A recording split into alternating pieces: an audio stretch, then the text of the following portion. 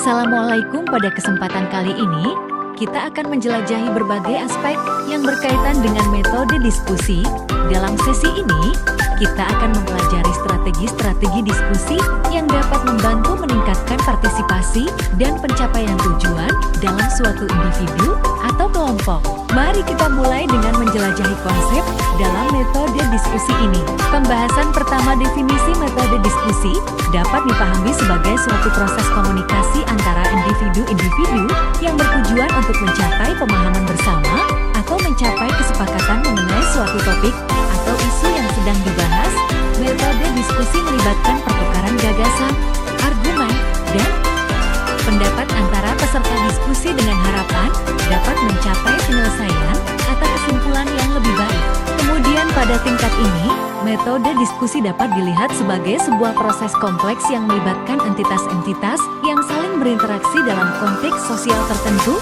Pemahaman tentang metode diskusi dapat membantu dalam menganalisis dan memahami aspek-aspek yang terlibat dalam proses berdiskusi dengan lebih komprehensif. Pembahasan kedua, kelebihan metode diskusi. Ada 3 kelebihan. 1. Peningkatan pemahaman. Diskusi memungkinkan individu untuk memperoleh pemahaman yang lebih baik tentang topik atau masalah yang sedang dibahas. Melalui pertukaran gagasan dan argumen, peserta dapat melihat berbagai sudut pandang dan memperoleh wawasan baru yang mungkin tidak mereka pertimbangkan sebelumnya. Kedua, pemecahan masalah kolaboratif. Diskusi dapat menjadi sarana yang efektif untuk memecahkan masalah secara kolaboratif. Peserta dapat saling berbagi ide, pengalaman, dan informasi yang dapat membantu dalam menemukan solusi yang lebih baik.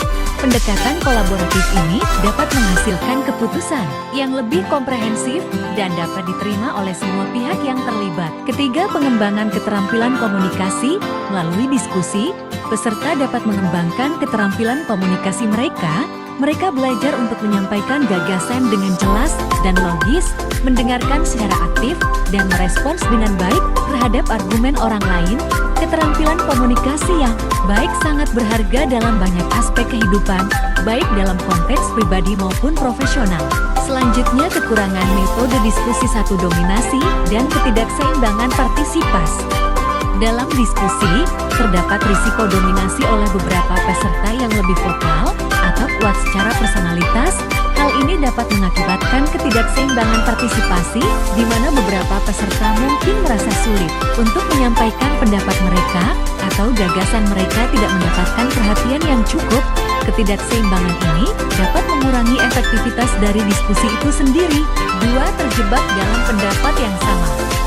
Diskusi yang tidak terorganisir dengan baik dapat mengarah pada fenomena di mana peserta hanya mencari persetujuan dan menghindari konflik. Hal ini dapat menyebabkan terjebak dalam kelompok pemikiran yang sama, tanpa adanya tantangan atau penilaian kritis terhadap gagasan yang diutarakan. Diskusi yang sehat membutuhkan keberagaman pendapat untuk mendorong pemikiran yang kritis dan inovatif. 3. Waktu yang dibutuhkan. Diskusi dapat memakan waktu yang signifikan.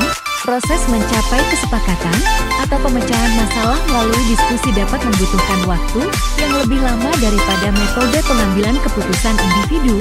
Hal ini dapat menjadi sebuah tantangan jika waktu terbatas atau jika ada kebutuhan untuk mengambil keputusan dengan cepat.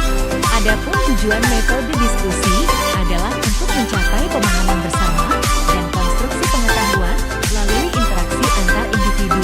Diskusi dianggap sebagai sarana untuk menjelajahi realitas dan menciptakan pemahaman kolektif tentang suatu konsep atau topik, mencapai pemahaman yang lebih baik, memecahkan masalah secara kolaboratif, dan mencapai kesepakatan atau pengambilan keputusan yang lebih baik. Demikian pembahasan mengenai metode diskusi. Terima kasih atas perhatiannya. Sampai jumpa di sesi pembelajaran berikutnya. Terima kasih.